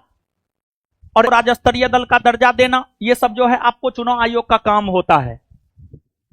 चुनाव आयोग मतदान करवाता है। इसी वजह से उनके स्थापना दिवस 25 जनवरी को राष्ट्रीय मतदाता दिवस के रूप में जो है आपको मनाया जाता है। और जब 1950 में चुनाव आयोग का गठन हुआ था तो उस समय चुनाव आयोग एक सदस्यीय आयोग हुआ करता था। और भारत के चुनाव आयोग के प्रथम मुख्य चुनाव आयुक्त बने हैं सुकुमार सेन। जबकि आगे चलकर 1993 ईस्वी से यह 3 सदस्यीय आयोग बन गया है, जिसमें एक मुख्य चुनाव आयुक्त तथा 2 अन्य चुनाव आयुक्त होते हैं। वर्तमान में चुनाव आयोग 3 सदस्यीय आयोग है, जिसमें एक मुख्य चुनाव आयुक्त और 2 अन्य चुनाव आयुक्त है। जो एक मुख्य चुनाव आयुक्त है उसका नाम है ज्ञानेश कुमार। वर्तमान में भारत के मुख्य चुनाव आयुक्त है ज्ञानेश कुमार, जो कि क्रम संख्या से 26वें मुख्य चुनाव आयुक्त हैं। उनके अलावे जो 2 अन्य चुनाव आयुक्त हैं, एक हैं विवेक जोशी और दूसरे हैं सुखबीर सिंह संधू। एक है विवेक जोशी और दूसरे हैं सुखबीर सिंह संधू। इसके बाद 26 जनवरी, जहां तक 26 जनवरी का सवाल है, 26 जनवरी को गणतंत्र दिवस के रूप में मनाया जाता है, क्योंकि इस दिन भारत का संविधान 1950 ईस्वी में लागू हुआ था। इसके अलावे अगर देखा जाए 26 जनवरी के बाद 29 जनवरी बीटिंग रिट्रीट दिवस, 26 जनवरी के बाद जो है 26 जनवरी लिख ही देते हैं, 26 जनवरी गणतंत्र दिवस, और इसके बाद 29 जनवरी, 29 जनवरी की अगर हम बात करें तो 29 जनवरी को जो है बीटिंग रिट्रीट दिवस, बीटिंग रिट्रीट दिवस, और जो है इसका संबंध गणतंत्र दिवस समारोह से है। गणतंत्र दिवस समारोह का जो समापन होता है, समझ गए, वही बीटिंग रिट्रीट दिवस है। बिहार दरोगा एक्साइज 126 पोस्ट प्रीलिम्स का पूछा हुआ क्वेश्चन है। बीटिंग रिट्रीट दिवस कब मनाया जाता है? 29 जनवरी को। फिर 30 जनवरी, 30 जनवरी की अगर हम लोग बात करें, 30 जनवरी को शहीद दिवस के रूप में मनाया जाता है। 30 जनवरी को शहीद दिवस के रूप में मनाया जाता है, और 30 जनवरी को शहीद दिवस के रूप में इसलिए मनाया जाता है क्योंकि महात्मा गांधी की हत्या नाथूराम गॉडसे ने 30 जनवरी 1948 को कर दिया था। 30 जनवरी 1948 को कर दिया था, और आजाद भारत में फांसी पाने वाला प्रथम व्यक्ति नाथूराम गॉडसे ही बना। और जब गांधी जी की हत्या हुई थी तो उस पर जवाहरलाल नेहरू ने कहा था हमारे जीवन से प्रकाश चला गया है, और गांधी जी को लेकर अल्बर्ट आइंस्टीन ने कहा है आने वाला पीढ़ी यह विश्वास नहीं करेगा कि इस प्रकार के हाड़ और मांस का व्यक्ति भी जो है इस पृथ्वी पर पैदा हुआ था। मतलब गांधी जी का व्यक्तित्व तो इस प्रकार का था। तो सब दिवस तो आप लोग बाबू जान लिए, लेकिन आपको एक दिवस छूट गया है, राष्ट्रीय बालिका दिवस। राष्ट्रीय बालिका दिवस है 24 जनवरी। 24 जनवरी, 24 जनवरी। इसमें जो है ना बाबू 2-3 दिवस का हम थीम बता देते हैं, और ये 2-3 दिवस का थीम आपके लिए जरूरी है, क्योंकि जब दिवस से प्रश्न आता फलना दिवस का थीम क्या है, तो ये क्वेश्चन में जो है लुइस ब्रेल दिवस का थीम तो है, ये है एगो। आप लोग इसमें जो है 2-3 गो दिवस का थीम आप लोग याद रख लीजिएगा। एगो राष्ट्रीय प्रवासी दिवस 2025 का थीम क्या है, इसको आप याद रख लीजिएगा। राष्ट्रीय प्रवासी दिवस 2025 का थीम है, इसका थीम अगर देखा जाए तो विकसित भारत की संकल्पना, विकसित भारत की संकल्पना में प्रवासी भारतीयों का योगदान, में प्रवासी भारतीयों का योगदान। विकसित भारत की संकल्पना में प्रवासी भारतीयों का योगदान, ये प्रवासी दिवस का थीम है। फिर एक और विश्व हिंदी दिवस का भी थीम आप लोग याद रख लीजिएगा, हिंदी एकता और सांस्कृतिक गर्व की वैश्विक आवाज। हिंदी एकता और सांस्कृतिक गर्व की वैश्विक आवाज, वैश्विक आवाज, यह हिंदी दिवस का थीम है। इसके अलावे जो है राष्ट्रीय मतदाता दिवस का थीम सबसे ज्यादा जरूरी है। और बाबू हम आपको बता दें यहां पर कि राष्ट्रीय मतदाता दिवस 25 जनवरी को मनाया गया है। संभवतः अगर हमको सच याद है तो आपका बिहार एसआई एग्जाम इसके बारे में 2 बार पूछा है, राष्ट्रीय मतदाता दिवस कब मनाया गया है, यानी 25 जनवरी। 25 जनवरी बड़ी महत्वपूर्ण है, इसको आप जरूर याद रखिएगा। और आगे बिहार में चुनाव भी होने हैं, तो इस दृष्टिकोण से भी अगर देखा जाए तो महत्वपूर्ण है। तो जो 25 जनवरी को हम लोग राष्ट्रीय मतदाता दिवस मनाते हैं, इसका जो थीम है nothing like voting, nothing like voting, nothing like voting, I vote for sure, I vote for sure, ये जो है आपको थीम रहा है, समझ गए। तो कम से कम ये जो 3 दिवस है इसका थीम जो है आप लोग जरूर याद रखने का प्रयास कीजिएगा। तो अब आइए एक बार ये सब दिवस जो है हम लोग क्या कर लेते हैं याद। क्या करेंगे? याद करेंगे ना। सही में। आए? आइए बाबू, आइए हीरालाल साहब, आइए बताइए, विश्व ब्रेल दिवस कब मनाया जाता है? राष्ट्रीय युवा दिवस। किसके जन्म दिवस को राष्ट्रीय युवा दिवस के रूप में मनाया जाता है? स्वामी विवेकानंद। थल सेना दिवस, थल सेना दिवस, राष्ट्रीय पराक्रम दिवस, राष्ट्रीय पराक्रम दिवस किसके जन्म दिवस को, किसके जन्म दिवस को राष्ट्रीय पराक्रम दिवस के रूप में मनाया जाता है? सुभाष चंद्र। दिल्ली चलो का नारा कौन दिया? सुभाष चंद्र बोस। तुम मुझे खून दो, मैं तुम्हें आजादी दूंगा। सुभाष चंद्र बोस। जय हिंद। सुभाष चंद्र बोस। देशभक्तों का देशभक्त महात्मा गांधी ने किसे कहा? सुभाष चंद्र बोस। सुभाष चंद्र बोस के गुरु कौन थे? चित्तरंजन दास। सुभाष चंद्र बोस के गुरु कौन थे? सीआर दास। ये भी बिहार एसआई का पूछा हुआ क्वेश्चन है। सुभाष चंद्र बोस के राजनीतिक गुरु कौन थे? सुभाष चंद्र बोस की पत्नी कौन थी? एमिली सेंकल। एमिली सेंकल। प्रेम विवाह किए थे वो, और उनके विवाह के बारे में किसी को जानकारी नहीं था उनके स्वयं के अलावा। समझ गए? मतलब पर्सनल लाइफ को पर्सनल रखे थे और प्रोफेशनल को प्रोफेशनल रखे थे, ताकि देश की आजादी में उनकी पत्नी बाधा ना बन सके। समझ गए? बाद में जाकर के सुभाष चंद्र बोस के मरने के बाद जो है पता चला कि सुभाष चंद्र बोस की कोई पत्नी भी है, जबकि सुभाष चंद्र बोस की सबसे ज्यादा गहरी दोस्ती अगर किसी के साथ थी तो जवाहरलाल नेहरू के साथ थी। और जवाहरलाल नेहरू के साथ जो है कुछ दिनों तक सुभाष चंद्र बोस जो है आपको काम भी किए थे। सुभाष चंद्र बोस ऐसे तो कांग्रेस से जुड़े थे, लेकिन बाद में जाकर जो है आपको स्वराज दल से भी जुड़े थे, और बाद में जाकर जब कांग्रेस पूरी तरीका से छोड़ दिए तो सुभाष चंद्र बोस ने 3 मई 1939 को फॉरवर्ड ब्लॉक की स्थापना किया था। फॉरवर्ड ब्लॉक की स्थापना 3 मई 1949 को सुभाष चंद्र बोस ने किया था। 1943 ईस्वी में सुभाष चंद्र बोस को जो है आजाद हिंद फौज का सेनापति बनाया गया था, और सुभाष चंद्र बोस जुलाई 1944 में म्यांमार के जुबली हॉल से महात्मा गांधी को राष्ट्रपिता कहकर पुकारा, और उस संबोधन में सुभाष चंद्र बोस ने यह कहा था कि राष्ट्रपिता, आजादी की अंतिम लड़ाई शुरू हो चुकी है और हम चाहते हैं कि इस लड़ाई में आप मेरा साथ दें, आप हमें आशीर्वाद दें, आप हमें आशीर्वाद दें। तो महात्मा गांधी अपने आप को नहीं कहे थे कि हम राष्ट्रपिता है ना, महात्मा गांधी को सुभाष चंद्र बोस ने राष्ट्रपिता कहकर पुकारा। समझ गए? राष्ट्रीय मतदाता दिवस कब मनाया जाता है? राष्ट्रीय मतदाता दिवस। इलेक्शन चुनाव आयुक्त कौन है?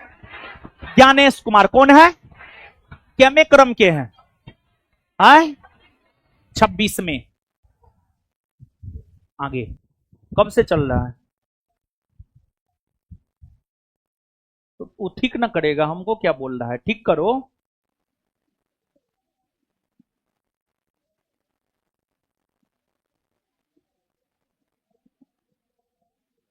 हो गया?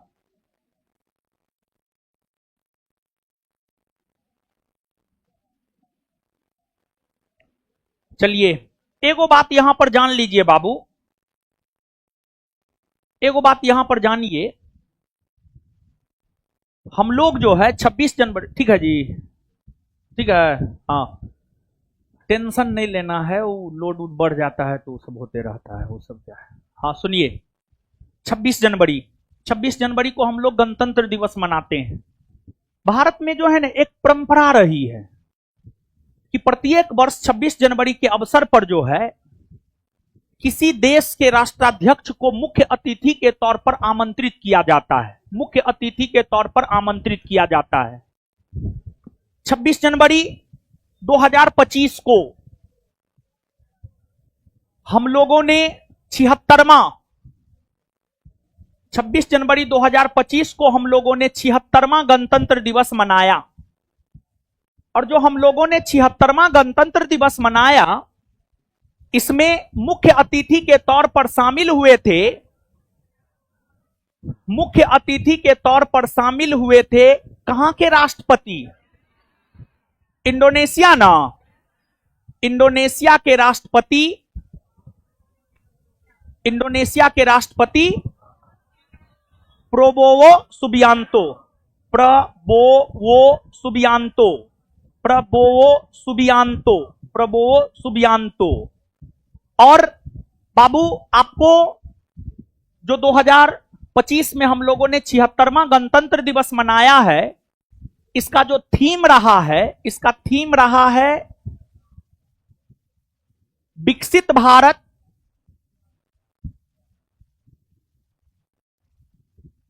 विकसित भारत, विरासत और विकास। सॉरी, विकसित भारत ने स्वर्णिम भारत, सॉरी, इसका थीम रहा है स्वर्णिम भारत,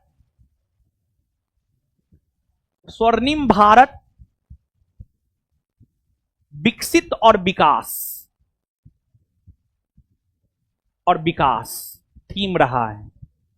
और इस 26 जनवरी 2025 के अवसर पर जो तमाम प्रकार की झांकियां निकाली गई थी, उन झांकियों में अगर देखा जाए, उत्तर प्रदेश का जो महाकुंभ झांकी था, उसे पहला रैंक मिला था, उसे पहला रैंक मिला था। सर्वश्रेष्ठ झांकी उत्तर प्रदेश राज्य का रहा है, महाकुंभ झांकी का रहा है। ये बात भी आप याद रखिएगा। तो बहुत कुछ क्लियर करते हुए जा रहे हैं, समझे ना।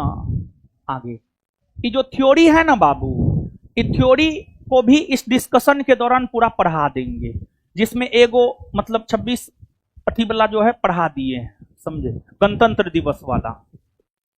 इसके बाद आगे है, हाल ही में भारतीय खाद्य निगम के अध्यक्ष और प्रबंध निदेशक किन्हें नियुक्त किया गया है?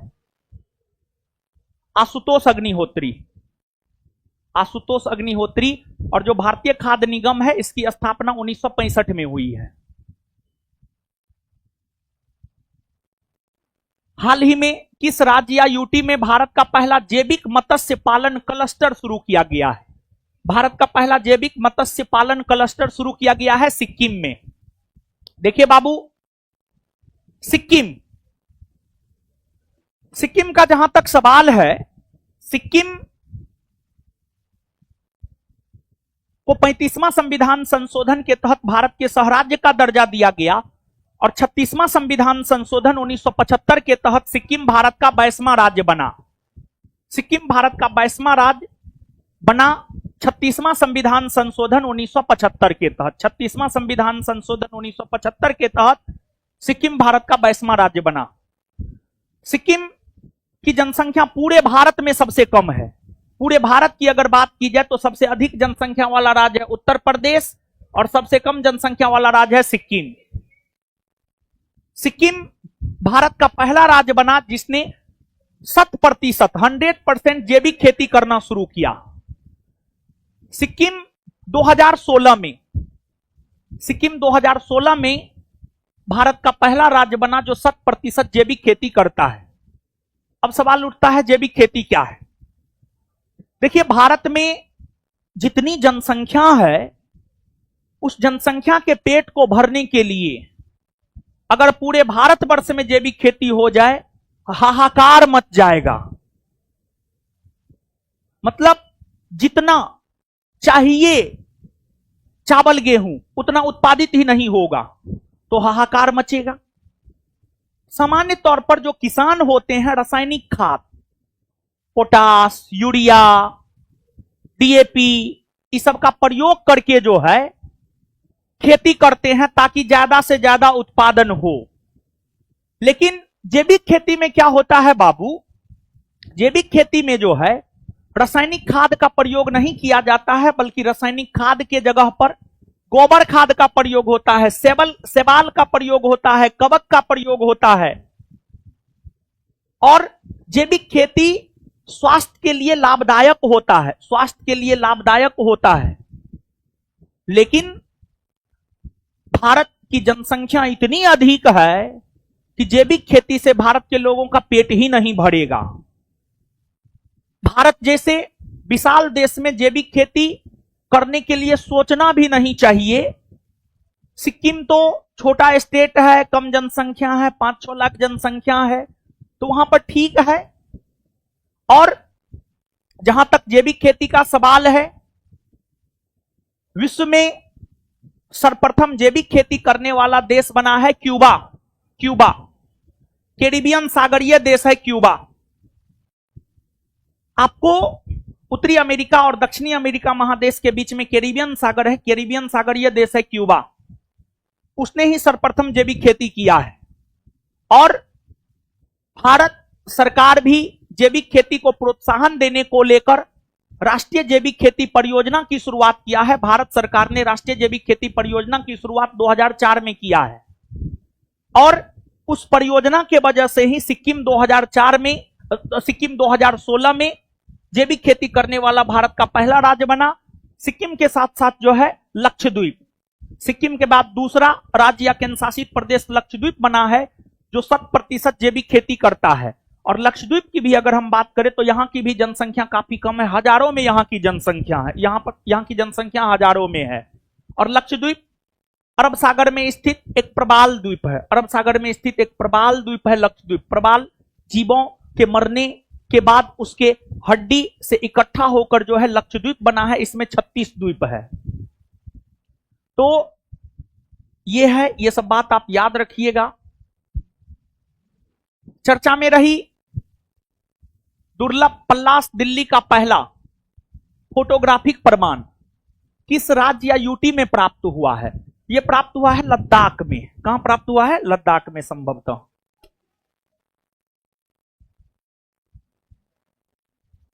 नहीं जी, हिमाचल प्रदेश होगा, सॉरी हिमाचल प्रदेश होगा, गलत बोल दिए हम, हिमाचल प्रदेश होगा, हिमाचल प्रदेश होगा, सॉरी लद्दाख नहीं, हिमाचल प्रदेश। चर्चा में रही दुर्लभ पल्लास दिल्ली का पहला फोटोग्राफिक प्रमाण हिमाचल प्रदेश में मिला, हिमाचल प्रदेश। फरवरी 2025 में होने वाली 38वीं राष्ट्रीय खेल के लिए मसाल का विभिन्न शहरों में भ्रमण शुरू कर दिया गया है। इस मसाल का क्या नाम है? इस मसाल का नाम है तेजस्विनी। और जो 38वां राष्ट्रीय खेल है इसका आयोजन जो है आपको उत्तराखंड में हुआ है, उत्तराखंड में हुआ है, उत्तराखंड में हुआ है। और आगे जो है 39वां राष्ट्रीय खेल अगर देखा जाए तो 39वां राष्ट्रीय खेल मेघालय में होना प्रस्तावित है, मेघालय। दुनिया की सबसे कम उम्र की पहली पर्वतारोही कौन बनी? जो 7 महाद्वीपों के सबसे ऊंची चोटी को सफलतापूर्वक चढ़कर फतह करके विश्व रिकॉर्ड बनाया है। अरे एशिया महादेश का सर्वोच्च पर्वत चोटी माउंट एवरेस्ट है, फिर दक्षिण अमेरिका का माउंट एकांगुआ है, फिर यूरोप का एल्ब्रूस है। तो सभी महादेश के सबसे ऊंची चोटी पर चढ़कर यह विश्व रिकॉर्ड बनाने वाली लड़की है काम्या कार्तिकेयन, काम्या कार्तिकेयन। चलिए 50 क्वेश्चन हो गया ना, फिर जो है इससे आगे अगले क्लास में। और ये सेशन जो है लगातार जब तक पूरा खत्म नहीं हो जाता है तब तक ये सेशन जो है आपको लगातार YouTube पर चलता रहेगा। और प्रत्येक दिन जो है शाम में 7:30 से 9:30, शाम में 7:30 से 9:30 आगे हम लोग मिलते हैं कल। और सब लोग स्टडी मटेरियल ले लीजिएगा और रिवीजन कीजिएगा। जो बताते हैं वो सब जो है रिवीजन करते जाना है। धन्यवाद सभी लोगों का, आप सब लोग जुड़े, पढ़े, धन्यवाद। मिलते हैं कल 7:30 बजे।